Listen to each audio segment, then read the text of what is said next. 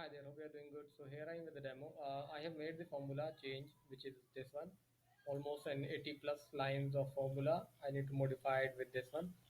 I made the modification so that it can now pick the percentages on the other sheet and it will calculate accordingly. Only this part has been done. But yeah, I was trying to match and test it, but I don't think so. I have to spend time on it. You can do that. I'll share this link with you so that you can test it. So on this sheet,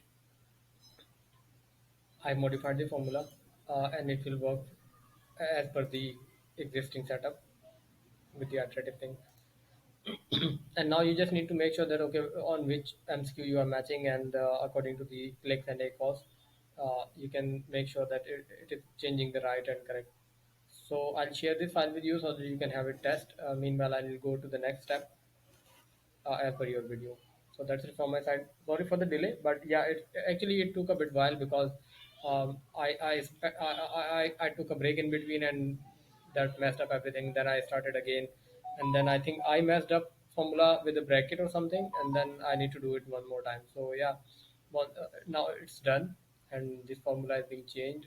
Now I will go to the next step as per your video. So please let me know if I should continue on this. So that I'm not wasting my time as well. Thank you.